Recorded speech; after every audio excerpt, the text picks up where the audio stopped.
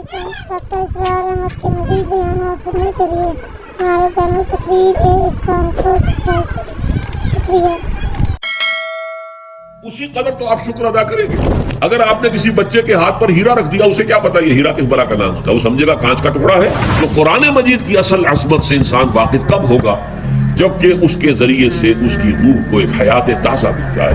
یہ سوال پیدا ہوتا ہے کہ انسان اپنے آپ سے کہاں غافل ہوتا ہے؟ کہاں اپنے وجود حیوانی سے غافل ہوتا ہے؟ جب بھوک لگتی ہے تو وہ ادھر ادھر منہ نہیں مارتا، غذا کو حاصل کرنے کے لیے کوشش نہیں کرتا؟ پیاس لگتی ہے تو کیا پانی یا کوئی اور مشروب تلاش نہیں کرتا؟ کوئی بیماری لاحق ہوتی ہے تو کیا اس کے علاج کی طرف توجہ نہیں کرتا؟ اسے آرام کی حاجت ہوتی ہے تو آرام نہیں لیتا؟ اپنے اس وجود سے تو غافل نہیں۔ کون سے وجود سے غافل ہوا ہے؟ وہ روحانی وجود سے غافل ہوا۔ بھول گیا کہ میرے اندر روحانی وجود بھی ہے، اس کا تعلق ذات باری تعالیٰ کے ساتھ۔ اس نے سمجھا کہ میں بس حیوان ہوں، میرا حیوان، اپنے اس وجود کی اصل حقیقت ہی سے بے خبر، غافل۔ یہ ہے در حقیقت کہ روزہ جو ہے اس پروگرام کو آ کر ریورس کرتا ہے۔ دن میں کھانے پینے، جنسی تقاضے پر پابندی، وہ وجود حیوانی کا وزن کچھ کم، روح جو دبی ہوئی یا سسک رہی تھی یا بے ہوش تھی یا نیند مردہ تھی، اسے کچھ ریلیف کرے۔ اس بات کو سمجھنے کے لیے سب سے پہلے آپ اس کو سمجھیے کہ جسے ہم خود ہی کہہ رہے تھے، جسے ہم سیلف کہہ رہے تھے، اپنی انا کو مضبوط کرنا، سیلف کنٹرول، ایگو جو ہے وہ پوری طرح قابو یافتہ ہو اڈ اور لیبیڈو پر، اصل میں اس سے مراد کیا ہے؟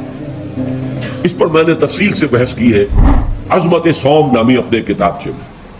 ویسے یہ ہے کہ وہ مشکل ہے، ذرا فلسفیانہ اس کا انداز ہے، لیکن یہ ہے کہ وہی باتیں آسان الفاظ میں جو دوسرا کتابچہ ہے عظمت صیام و قیام رمضان مبارک، وہ آسان ہے۔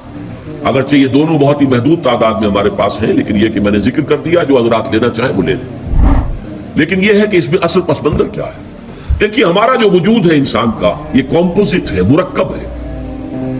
ہمارے دو وجود ہیں جو جوڑ دیے گئے۔ کیسے جوڑ دیے گئے ہم نہیں جانتے، لیکن ہے دو وجود۔ ایک وجود حیوانی ہے، میں نے عرض کیا تھا پہلے ہی، ہر انسان ایک حیوان بھی ہے مکمل، سارے حیوانی تقاضے ہمارے اندر بھی ہیں۔ لیکن حیوان اور انسان میں بنیادی فرق یہ ہے کہ انسان کا جو اصل وجود ہے وہ روحانی ہے۔ اس روحانی وجود کی وجہ سے انسان کا وہ مقام ہوا کہ تمام فرشتوں کو اس کو سجدہ کرنے کا حکم دیا گیا۔ فَإِذَا سَوَّيْتُهُ وَنَفَخْتُ فِيهِ مِن رُوحِي فَقَعُوا لَهُ سَاجِدِينَ۔ فرشتوں سے کہہ دیا گیا تھا کہ میں ایک بشر پیدا کرنے والا ہوں مٹی سے، جب میں اسے پیدا کر لوں اور اس کی ناک پلک سوار دوں، دو پلک درست کر دوں، تو پھر اس کے سامنے اور اس میں اپنی روح میں سے پھونک دوں تو گر پڑنا اس کے سامنے سجدے میں۔ حیوان انسان اور انسان روحانی، یہ دونوں مل کر اب آدم بنے ہیں۔ نمبر دو، اس حیوان انسان کا وجود زمین سے ہے، مٹی سے پیدا کی، مٹی سے، گارے سے، طین لازب سے، چپچکانے والے گارے سے، وہ جس میں کہ بدبو پیدا ہو جائے، یہ ساری باتیں کہی گئی ہیں۔ اور سائنس بھی کہتی ہے مٹی سے پیدا ہوئے، کیسے پیدا ہوئے اس میں اختلاف ہے، لیکن یہ کہ ہے مٹی ہماری اوریجن، قرآن بھی کہتا ہے اور سائنس بھی کہتی ہے۔ اور ہمارے وجود کو جب وہ تھک جائے، مزمحل ہو جائے، اس کی انرجی کم ہو جائے، تو اس کے لیے جو غذا ہے، جو تقویت ہے، وہ بھی ساری زمین سے آ رہی ہے۔ آپ نے پھل کھائے، آپ نے گندم کھائی، آپ نے چاول کہاں سے آ رہے؟ اچھا، بکری کا گوشت کھایا تو بکری کا گوشت کس چیز سے بنا ہے؟ اس نے گھاس کھائی ہے، اس نے پتے کھائے ہیں، وہیں سے تو بنا ہے۔ الٹیمیٹ سورس آپ کے وجود حیوانی کے لیے جو آ رہی ہے وہ زمین ہے۔ وجود روحانی کو بھی تقویت کی ضرورت ہے، وہ بھی مزمحل ہوتی ہے، کمزور ہو جاتی ہے، خاص طور پر جبکہ وجود حیوانی کا اس پر غلبہ ہو جائے، تب تو یوں سمجھیے کہ وہ بالکل بے ہوش ہو کر موت کے قریب پہنچ جاتی ہے۔ اس کی تقویت، اس کی غذا وہیں سے آئی ہے جہاں سے روح آئی ہے، وہ کلام ربانی ہے، روح ربانی۔ نفخت فیہ من روحی، من روحی، من روحی، میں پھونک دوں اس میں اپنی روح میں سے۔ روح کا تعلق ذات باری تعالیٰ کے ساتھ ہے۔ اسی طرح کلام ربانی کہاں سے آیا ہے؟ اللہ تعالیٰ کے پاس سے آیا ہے، یہ اس کی تقویت کا ذریعہ ہے۔ اب عام حالات میں کیا ہوتا ہے؟ ہمارا یہ وجود حیوانی چھایا ہوا ہے ہمارے وجود کے اوپر، بیچاری روح جو ہے دبی رہتی ہے، پسی رہتی ہے۔ اگر خدا نے خواستہ ہم گناہ گار بھی ہیں، گناہ پر گناہ کا ارتکاب کر رہے ہیں، تو وہ روح جو ہے وہ قلب کے آئینے شیشے کے اندر ہے۔ فیہا مصباح، المصباح فی زجاجہ، الزجاجہ تو کانہا کوکب دری۔ قلب جو ہے شیشے کے مانند ہے جس کے اندر روح کا چراغ جل رہا ہے۔ اب اگر یہ اوپر جو شیشہ ہے اس پر دھواں آ گیا، لالٹین کی چمنی پر دھواں آ گیا، تو روشنی باہر تو نہیں آئے گی۔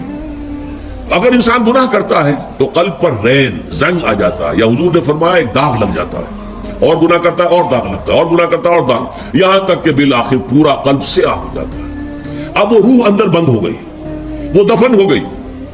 اس کے لیے اب ضروری ہے کہ اب ایک پروگرام ایسا دیا جائے جو ریورس ہو جائے۔ دن میں روزہ رکھواؤ تاکہ وہ جو اینیمل انسٹنکٹس ہے وہ دبے، تو جب یہ وزن جو ہے اس کے اوپر کم ہوگا تو کچھ سائی آف ریلیف اسے ملے گی۔ جیسے بے ہوش آدمی پڑا ہے، اسے کوئی ہلکا سا ہوش آ رہا ہے، آپ نے پانی کے کچھ چھینٹے دیے، اس کے بعد آپ نے رات کو کھڑے ہو کر قرآن کے انوار کو اتارا، بارش برس رہی ہے روح انسانی کے اوپر، قلب روحانی قلب انسانی کے اوپر، جس میں کہ وہ روح جو ہے وہ دفن ہے، وہ زندہ ہوگی اثر نو، ہوش میں آئے گی، اور ہوش میں آئے گی تو دو کام ہوں گے۔ ایک تو اسے قرآن کی عظمت کا احساس ہوگا، یہ قرآن میری حیات تازہ کا ذریعہ بنا ہے، میں دب گئی تھی، میں پس گئی تھی، میں بے ہوش تھی، میں نیم مردہ تھی، اس قرآن کی بارش نے، یہ ترشح جو ہوا ہے مجھ پر، اس نے مجھے حیات تازہ عطا فرمائی۔ یہ جو قدر کا احساس ہوگا قرآن کا، لعلکم تشکرون، تاکہ تم قرآن کی عظمت سے واقف ہو۔ ایک انسان بھوک کی وجہ سے اس کا شوگر لیول اتنا گر گیا کہ بے ہوش پڑا ہوا، اب ظاہر بات ہے کہ آپ اسے کچھ پانی کے چھینٹے دیں گے تو کچھ ہوش میں آئے، پھر غذا دیں گے تو اب وہ پوری توانائی پر آئے گا، تو معلوم ہوگا اسے اس غذا کی کیا قدر و قیمت ہے۔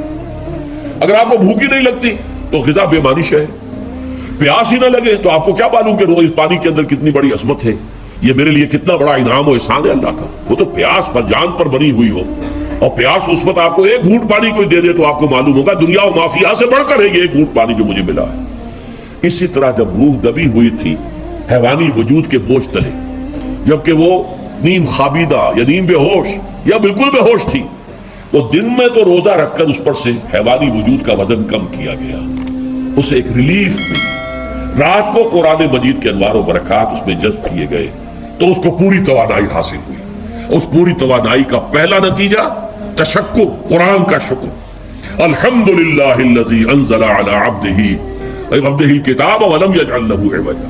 پھر وہ قلب کی گہرائیوں سے نکلے گا، سارا شکر اس اللہ کے لیے جس نے اپنے بندے پر صلی اللہ علیہ وسلم کتاب نازل کی اور اس میں کوئی کنجی نہیں رکھی، کسی طرح کی ایس پیچ نہیں۔ یا تبارک الذی نزل الفرقان علی عبدہ لیکون للعالمین نذیرا، بڑی بابرکت ہے وہ ذات جس نے اپنے بندے پر فرقان نازل فرمایا تاکہ وہ تمام جہان والوں کے لیے نذیر اور خبردار کرنے والا بن جائے۔ یہ قرآن کی عظمت کا احساس، اور ظاہر بات ہے جس قدر کسی نعمت کی قدر و قیمت کا احساس ہوگا اسی قدر تو آپ شکر ادا کریں گے۔ اگر آپ نے کسی بچے کے ہاتھ پر ہیرا رکھ دیا، اسے کیا پتا یہ ہیرا کس بلا کا نام ہوتا ہے، وہ سمجھے گا کانچ کا ٹکڑا ہے۔ لیکن اگر کوئی واقعتاً کوئی جوہر شناس ہو، جوہری ہو، اس کو آپ ہیرا دیں گے تو اسے معلوم ہے کہ مجھے کیا چیز دی گئی ہے۔ اس کے اندر جو شکر پیدا ہوگا وہ اس بچے کے اندر تو نہیں پیدا ہو سکتا جسے معلوم ہی نہیں۔ تو قرآن مجید کی اصل عظمت سے انسان واقف کب ہوگا؟ جبکہ اس کے ذریعے سے اس کی روح کو ایک حیات تازہ مل جائے، اور اس طرح وہ پروگرام ریورس ہو جائے جو عام طور پر چل رہا تھا، ساری توجہ اپنے جسم پر، اس کے تقاضوں پر۔ جسم میں تھوڑی سی پھنسی نکل آئی ہے، بھاگ رہے، دوڑ رہے اس کے علاج کے لیے۔ کوئی اور مرض لاحق ہو گیا، بھاگ رہے، دوڑ رہے اس کے علاج کے لیے، بڑی بڑی فیسیں بھی دے رہے ہیں، ساری جسم کی پرواہ ہے۔ روزانہ نہا رہے ہیں اور اچھے سے اچھا صابن لا کر نہا رہے ہیں، وہ جسم کی پرواہ ہے نہ اس کی دیکھ بھال ہے، روح کی طرف توجہ ہی نہیں۔ یہ ہے وہ بات جو کہی گئی ہے سورہ حشر میں، اور جسے علامہ اقبال نے پھر اپنے فلسفہ خودی کی اساس اور سورس قرار دیا ہے۔ وَلَا تَكُونُوا كَالَّذِينَ نَسُوا اللَّهَ فَأَنسَاهُمْ أَنفُسَهُمْ أُولَٰئِكَ هُمُ الْفَاسِقُونَ۔ دیکھو اے مسلمانوں، ان لوگوں کے مانند نہ ہو جانا جنہوں نے اللہ کو بھلا دیا تو اللہ نے انہیں اپنے آپ سے غافل کر دیا، اور یہی لوگ فاسق و فاجر ہیں۔ یہ سوال پیدا ہوتا ہے کہ انسان اپنے آپ سے کہاں غافل ہوتا ہے؟ کیا اپنے وجود حیوانی سے غافل ہوتا ہے؟ کیا بھوک لگتی ہے تو ادھر ادھر منہ نہیں مارتا، غذا کو حاصل کرنے کے لیے کوشش نہیں کرتا؟ پیاس لگتی ہے تو کیا پانی یا کوئی اور مشروب تلاش نہیں کرتا؟ کوئی بیماری لاحق ہوتی ہے تو کیا اس کے علاج کی طرف توجہ نہیں کرتا؟ اسے آرام کی حاجت ہوتی ہے تو آرام نہیں لیتا؟ اپنے اس وجود سے تو غافل نہیں۔ کون سے وجود سے غافل ہوا ہے؟ وہ روحانی وجود سے غافل ہے، بھول گیا کہ میرے اندر روحانی وجود بھی ہے اور اس کا تعلق ذات باری تعالیٰ کے ساتھ ہے۔ اس نے سمجھا کہ میں بس حیوان ہوں، میرا حیوان ہوں، اپنے اس وجود کی اصل حقیقت ہی سے بے خبر، غافل۔ चुनाचे आज के दौर का सबसे बड़ा अलमिया क्या है? डार्विन के नजरिए के जो असरात पैदा हुए हमारी माशरत पर, हमारी सोच पर, हमारे फिक्र पर, हमारे फलसफे पर, हमारी सोशोलॉजी पर, वो क्या है कि हम भी निरे हैवान हैं। अल्लाह अल्लाह खैर करे। ये सबसे बड़ी महरूमी है इस दौर की कि इंसान अपने असल शरफ से खुद ही मुस्ताफी हो गया। हमारा कोई वजूद है ही नहीं, रूहानी वगैरह, रूह किसे कहते हैं हम नहीं जानते, बस ये जिस्म है। हम अल्लाह को नहीं जानते कौन है कौन नहीं है, होगा हम तो इस कायनात को जानते हैं।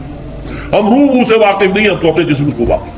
आखिरत से हम हमें कुछ पता नहीं, शायद हो शायद ना हो, कुछ पता नहीं, लेकिन ये जिंदगी तो है, इसे हम जानते हैं। ये है आज के इंसान का सबसे बड़ा अलमिया, और ये है मास स्केल के ऊपर इर्तिदाद, ज़हनी तौर पर मुर्तद हो चुके हैं इंसानों की अजीम अक्सरियत मुर्तद हो चुकी है। ये है दर हकीकत के रोज़ा जो है इस प्रोग्राम को आकर रिवर्स करता है। दिन में खाने पीने, जिनसी तकाजे पर पाबंदी, वो वजूद हैवानी का वजन कुछ कम है। रूह जो दबी हुई थी, या सिसक रही थी, या बेहोश थी, या नींद मुर्दा थी, उसे कुछ रिलीफ मिला। अब उसके ऊपर कुरान मजीद के तेरे ज़मीर पे जब तक न हो नुज़ूल किताब, गिरह कुशाए न राजी न साहिब कशाफ, हमारे दिलों के ऊपर बारिश हो रही हो अनवार कुरानी की। वो जाहिर बात है कि बगैर समझे तो नहीं होगी बारिश, वो तो आप कुछ समझ रहे होंगे तो बारिश होगी, वरना तो ये है कि ठीक है, मैं पहले भी अर्ज कर चुका हूं, आपको सवाब तो मिलेगा, लेकिन यह है कि वो असल मकसद कुरान की अजमत का कल्ब की गहराइयों से एतराफ जो है, और उस पर अल्लाह का शुक्र तो अदा होगा, लअल्लकुम तशकुरून, जबकि कुरान मजीद जो है आपके कल्ब के ऊपर नाज़िल, उसका मफहूम नाज़िल। अच्छा, इसका दूसरा नतीजा क्या निकलता है? जब वो रूह जो है वो होश में आएगी, उसको हयात ताज़ा मिल गई, वो अपने असल मरकज और मंबा और सरचश्मा की तरफ जो है मुतवज्जे होगी। अरबी जबान का एक मकूला है, कुल्लु शैइन यरजिउ इला अस्ली, हर शय अपनी असल जड़ की तरफ जो है लौटती है। हमारा वजूद हैवानी जमीन से जमीनी की तरफ लौटता है, यानी मरने के बाद जमीनी में चला जाएगा। और नंबर 2, दुनिया में भी जमीनी ख्वाहिशात, जमीनी तमन्नाएं, आरजुएं वो हैं, वलाकिन्नहु अखलद इलल अर्द, जैसे कि सूरह वो कहा गया बलआम बिन बाउरा के बारे में सूरह आराफ में, वो तो जमीन ही की तरफ धंसता चला गया। हमारी रूह का मंबा और सरचश्मा ज़ात बारी ताला है, वो अमर रब है, लिहाजा फौरन इंसान अपने रब की तरफ मुतवज्जे होता है। ये अल्लाह की तरफ मुतवज्जे हो जाना और फिर उससे हम कलाम होना और उससे दुआ करना, ये है रोजे का असल मकसद। जब सियाम और क़याम रमज़ान मुबारक का दोहरा प्रोग्राम होगा तो रूह इंसानी या इंसान का हैवानी वजूद अपने मरकज की तरफ माइल परवाज था। हुस्न, इसको कह लीजिए अपने मरकज की तरफ माइल परवाज है रूह, हर शय अपने असल की तरफ लौटती है, लिहाजा ये अल्लाह की तरफ मुतवज्जे होगी। ये अल्लाह ताला की तरफ मुतवज्जे होने का मामला दुनिया में रहा है कि लोग कहीं जंगलों में जाकर तपस्याएं करके, गारों में बैठ के, बड़ी बड़ी रियासतें करके क्या चाहते थे? मुझको है तेरी जुस्तजू, मुझको तेरी तलाश है, खालिक मेरे कहाँ है तू, मुझको तेरी तलाश है। मैंने ये नज्म जो है तकरीबन 6 साल जो है हर रोज सुबह, हमारा जो हाई स्कूल था उसमें जो सुबह प्रेयर होती थी, लोग सब जमा होते थे, पूरा स्कूल जो है उसके हमारे तलबा, तो ये नज्म जो है पढ़ी जाती थी। मुझको है तेरी जुस्तजू, मुझको तेरी तलाश है, खालिक मेरे कहाँ है तू, मुझको तेरी तलाश है। रूह इंसानी चाहती है अल्लाह का तकर्रुब, अल्लाह के करीब होना, अल्लाह से रिश्ता उस्तवार करना। ये वजूद हैवानी हाइल है उसके रास्ते में, ये हयात दुनियावी उसके लिए पिंजरा बन गई है। उस रूह के लिए ये अदर हकीकत कैद खाना है, जैसे कि हुजूर ने फरमाया कि दुनिया सिजनुल मोमिन व जन्नतुल काफिर, मोमिन के हक में ये दुनिया कैद खाना है। उसकी रूह जो है यहाँ आकर इस जसद हैवानी के अंदर जो है वो दफन हो गई है, कैद खाना है, इस पिंजरे में बंद हो गई। तो लेकिन वो काफिर के लिए यही बागो बहार है, यही पर ऐश करने हैं, यही पर बदे लूटने हैं। तो इससे दर हकीकत रिलीफ मिलता है, तो इंसान मुतवज्जे होता है।